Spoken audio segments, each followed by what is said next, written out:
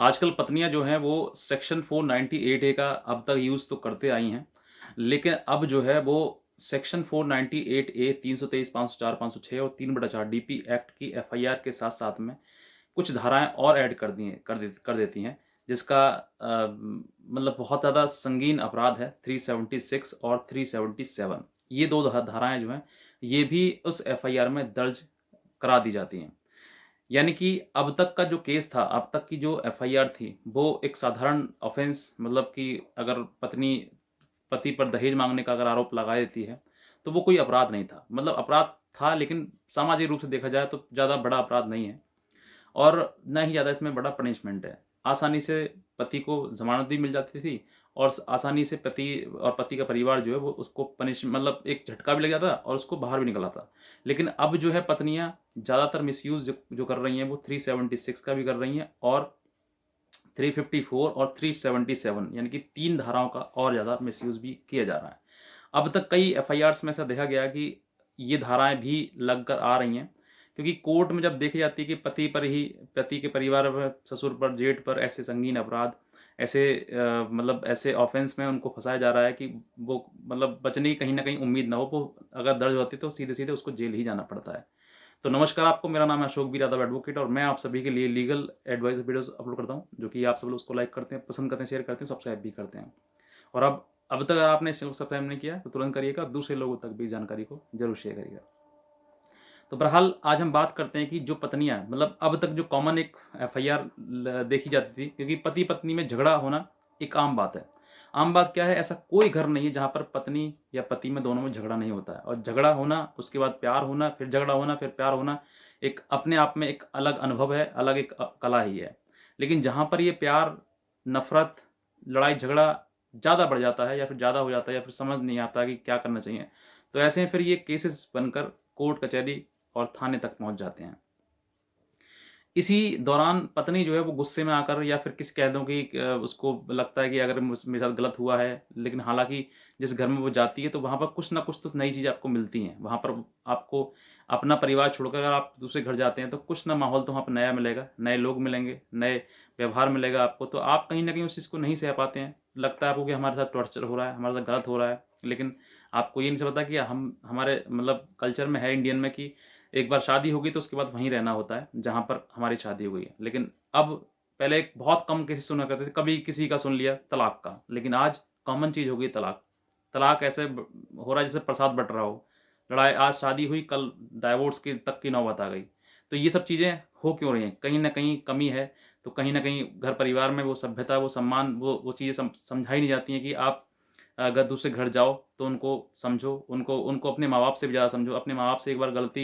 गलत से बोल सकते हो आप, उन्हीं उनसे ऊंची आवाज़ में बोल सकते हो, लेकिन सास ससुर से उनसे गलत नहीं बोल सकते या ऊंची आवाज़ में नहीं बोल सकते। तो ये चीज़ समझने वाली बात है। लेकिन बहरहाल आज मैं बात करता हूँ कि अगर आपकी पत्नी ने सेक्शन 498A और 323, 504 के साथ में ये धाराएं और ऐड करवा दी हैं, यानी कि 377, 376, 354, ये धारा और ऐड करवा दी हैं, या फिर ऐसी कोई घटना उसने लिखवाई है, तो फिर देखिए आज मैं आपको बताऊंगा कि आप इन सब चीज़ों में से निकल सकते हैं। कैसे निकल सकते हैं वो मैं आपको बताऊंगा।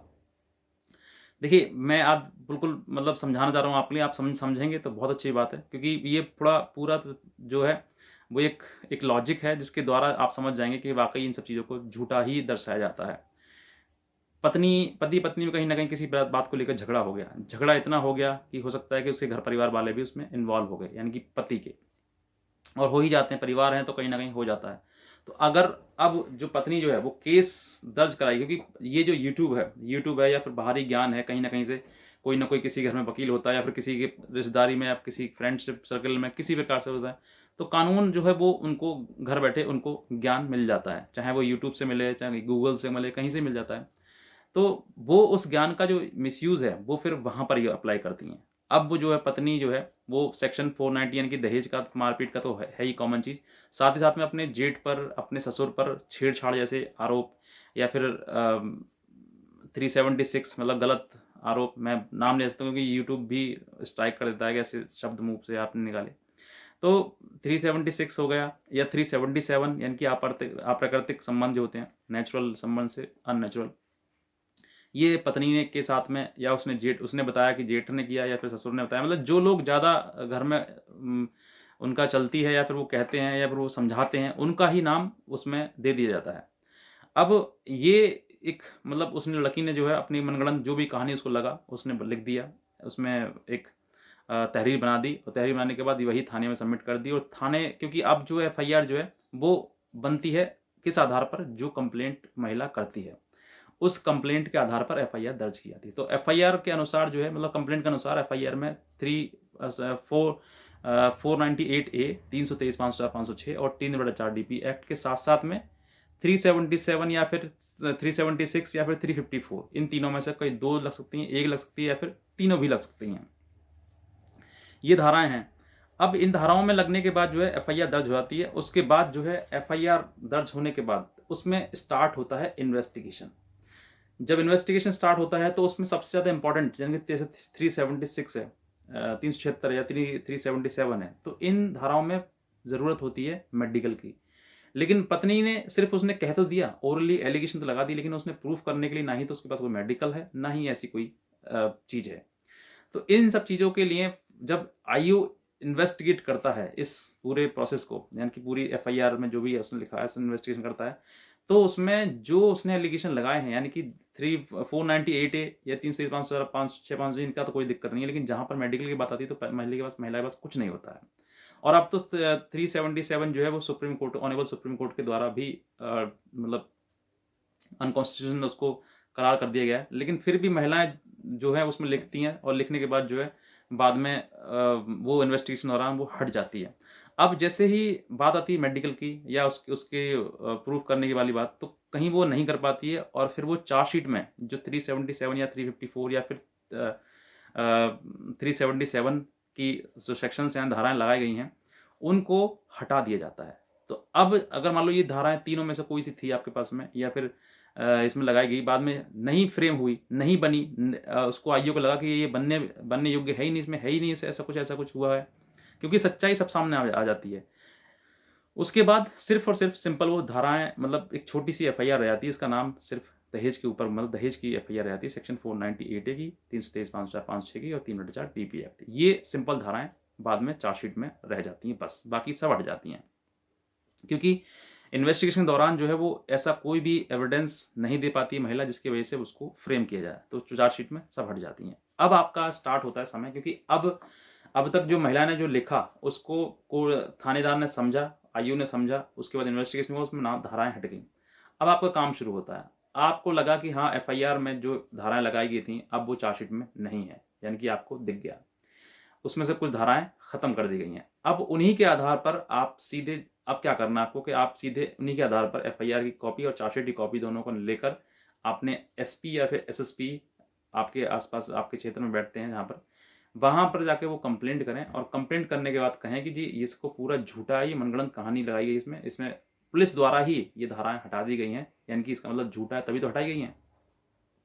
तो फिर इसके आधार पर जो है आप निवेदन करेंगे, मतलब रिक्वेस्ट करेंगे कि हमारी जो है इसमें फर्दर इन्वेस्टिगेशन होना चाहिए। तो दोबारा से इन्वेस्टिगेशन आपकी करवाई जाएगी। तो दोबारा से हो सकता है कि ये 498A का भी जो मामला है, क्योंकि उसमें आप और जोर लगाएंगे और अपने आप को प्रूफ करने की कोशिश करेंगे, तो फिर इसमें फर्दर इन्वेस्टिगेशन होगा। इन्वेस्टिगेशन होने के बाद जो हो सकता है कि ये 498 का मामला ही खत्म हो जाए पूरा, क्योंकि अब तक ये धाराएं झूठी थी तो धाराएं निकाल दी गई, अब ये 498 305 ये भी झूठा होगा तो ये भी निकाल दी जाएंगे, तो केस ही खत्म हो जाएगा। इन केस नहीं होता है, एक तो ये रास्ता होगा, इन केस नहीं होता है क्योंकि इन्वेस्टिगेशन दोबारा करवाया, मान ली सिर्फ 498 305 में, फिर दोबारा से चार्जशीट फिर से लग गई, उसमें फर्दर इन्वेस्टिगेशन कराया फिर भी लग गई, तो फिर आपके पास रास्ता है कि आप कोर्ट में मूव करें और कोर्ट में डिस्चार्ज एप्लीकेशन अपने एडवोकेट के द्वारा लगवाएं 245(2) में। उसके बाद वहां पर इसमें आप कुछ लोग करेंगे सर जमानत की जरूरत है, नहीं अभी जमानत की जरूरत नहीं है, आप सीधे लगा सकते हैं, जमानत से पहले भी लगा सकते हैं, ऐसा कुछ नहीं है। अब अगर आपको लगता है कि वाकई ऐसी चीज़ है, या फिर जमानत के बाद भी लगा सकते हैं, दोनों रास्ते हैं आपके पास में।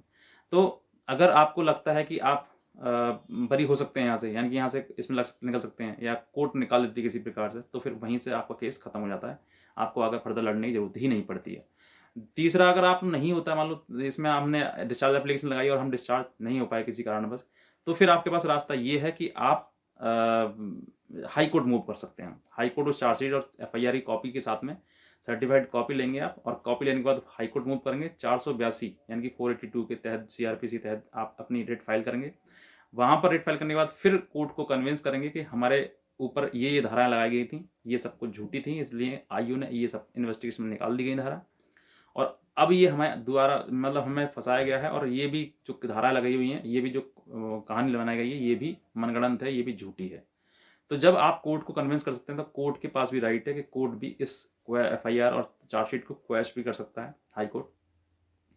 साथ साथ आपको बरी भी कर सकता है। नहीं करता है, मान लीजिए करता है फिर नहीं करता है, नहीं करता है तो आपको और भी कोई रास्ता मिल सकता है, हो सकता है कि आपका स्टे भी हो जाए वो केस जो है।